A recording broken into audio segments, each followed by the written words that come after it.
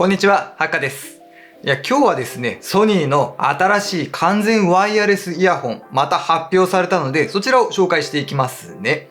それがこちら。リンクバッツ S ですよ。名前だけは事前にリークされていたので、情報としては入ってきてたんですけど、なんかこれ、どういう立ち位置なのって、すごくモヤモヤした気分になっていたんですよね。リンクバッツといえばこちらですよ。はい、この、非常に小さいイヤホン。先日レビューしましたけど、穴の開いたドーナツ型のドライバーが非常に珍しい、外の音が超自然に聞こえるっていうイヤホンですね。私はもうウェブ会議最強なんて言って、結構使ってますけど、リンクバッツっていう名前がついてるんで、こういう外とつながるイヤホンなのかなというふうに思ってはいるんですけど、実際形としては普通のカナル型イヤホンですよね。なんでこれがリンクバッツなのっていうふうにすごくよくわからなくて、型番だとか、スペックからいろいろとこう紐解いてですね、見てみました。そうすると、とあることが浮かび上がってきたんですよ。それは、このリンクバッツ S が、こちらの元々のリンクバッツ、こちらのコンセプトそのままに、フラッグシップモデルの WF1000XM4、あちらのいいところをすごく吸収したっていう、実際にはですね、今のソニーの完全ワイヤレスイヤホンの中では、セカンドグレードに当たる立ち位置の製品に仕上がっています。どういうことなのか詳しく解説していきますね。それでは行ってみましょう。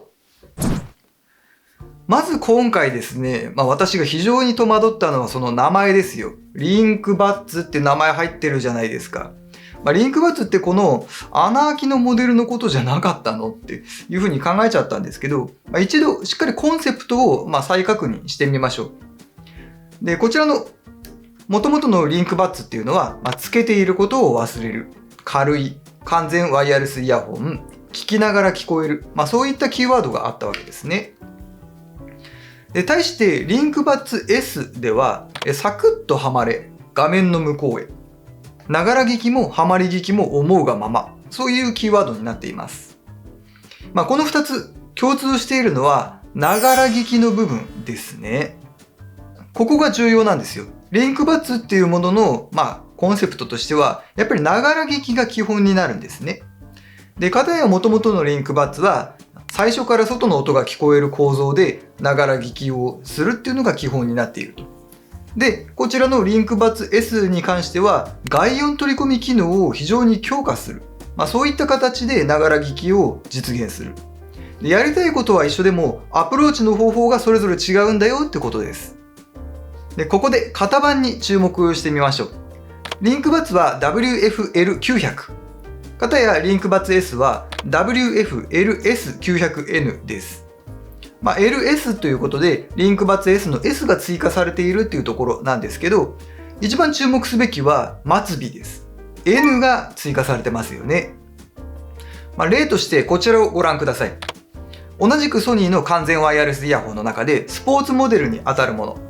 WF-SP800N と WF-SP900 という2つがあります。これも N がついてるもの、ついてないものありますよね。で、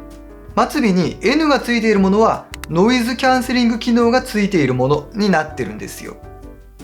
フラッグシップモデルの 1000X モデルっていうのはちょっとこのルールからは外れるんですけど、他のイヤホン、ヘッドホンも同じように末尾に N がついているものがノイズキャンセリング機能があるというものなんですよ。ソニーのイヤホン、ヘッドホン考えるときはこれちょっと覚えておくといいかもしれません。じゃあ改めてリンクバッツ S のスペック見ていきましょう。で、ノイズキャンセリング機能を搭載したことで、フラッグシップモデルの WF1000XM4 に結構近づいてるのかなと。実際ノイズキャンセリングの程度としては WF1000XM3 と前モデルの性能を踏襲しているようです。実はこのことで、この元々のリンクバッツ、こちらの弱点っていうのがかなり解消されてます。というのもこれ私使ってて思うんですけど、このリンクバッツの弱点、これはですね、密閉感がないので、音楽を楽しむときにやっぱり物足りない音質なんですよ。中音から高音域にかけては、割とよく音出るんですけど、やっぱり低音域がどうしても物足りなく感じてしまいます。悪く言えば、ちょっとスカスカっとした感じを受けるってことですね。リンクバツ S のコンセプトに、ながら聞きもハマり聞きも楽しめるって書いてあったじゃないですか。ながら聞きはこっちでもいいんですけど、ハマり聞き、しっかりと音楽に没頭して、周囲の音をシャットアウトして聞きたい。そういった用途に、こちらのリンクバツ S が向いているわけですね。音質にこだわっているのは、他のカタログスペックからも分かって、こちら、DSE エクストリーム。これはですね、音楽を、圧縮率かかってて、本当はちょっと音質落としてるんですけど、それをアップスケーリング、音質をちょっと上げるような処理を AI でやるっていう技術なんですよ。で、これが搭載されているのが、このリンクバツ S ですね。で、こちらには DSE エクストリームじゃない方が搭載されてます。そしてその音楽の圧縮率だったり音質を決めるコーデックというものがあるんですけど、そのコーデックで非常に高音質になる LDAC というものにも対応してきています。これ iPhone とかでは使えないんですけど、Android だったり、ソニーのウォークマンだったり、そういったものと組み合わせると非常に高音質になるということですね。で、ドライバーサイズこそWF1000XM4 フラッグシップが 6mm だったのに対して、今回のリンクバツ S では 5mm になってるんで、ちょっと小型化はしてるんですけど、強力なノイズキャンセリングとか、外音取り込みとかっていうのがあれば、かなり音質は良くなってくるのかなというところですよね。やっぱりそう考えると音質面相当強化されてますよね。実際にリンクバツ S には WF1000XM4 と同じチップ V1 というものが搭載されてるんですね。それで AI 制御だったりとか細かな外音取り込み、ノイズキャンセリングの制御が可能だということなんですよ。で、やっぱりリンクバッツっていう名前を冠してるだけあって、マイク性能かなり力を入れているようなんですよね。で、マイク自体はWF1000XM4 と同じで2系統あります。フィードバックマイク、フィードフォワードマイクっていう2つのマイクを同時に音を取り込んで AI で処理するっていう形なんですよね。それをすることで外音取り込み機能がかなり自然になってるっていうふうに歌い文句としては歌ってます。実際にどこまで外音取り込みが自然になっているかっていうのはちょっと聞いてみないとわからないんですけど、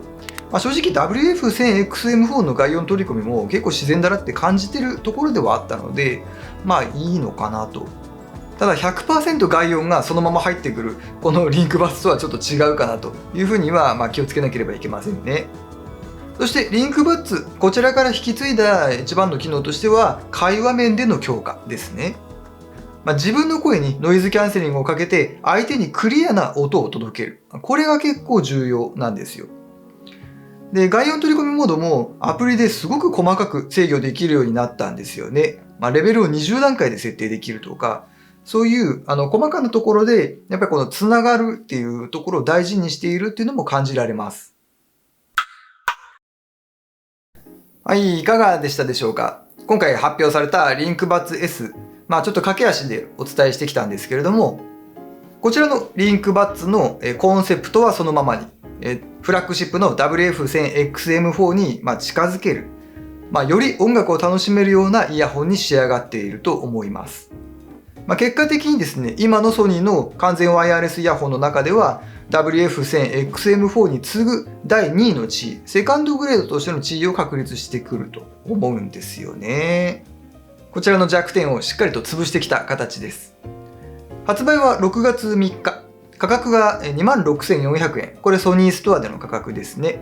で、WF1000XM4 が 33,000 円なので、そう考えると割安なセカンドグレードとしては魅力的に映るかもしれません。ただ、音質はそこそこでいいから、やっぱり会話に使いたいとか、周囲とのつながりを重視するっていうんだったら、こちらのリンクバッツ、かなりいい選択肢にもなるとは思います。そしてこの最近の会話面での強化、AI の進化っていうのが、今後出てくるだろう WF1000XM4 の後継機。これがM5 になるのか、なんとかバッツっていう別の名前つけてくるのかわかんないんですけど、そちらのフラッグシップ機もどう進化してくるのか、そこが楽しみでしょうがないですね。で、こちらですね、もうソニーストアでは予約を開始しています。で、実際の、実店舗のソニーストアでは視聴もできるらしいので、近くにソニーストアある方は行ってみてはいかがでしょうか。それでは今日はこんなところで終わりたいと思います。よかったらチャンネル登録、高評価お願いします。ではでは。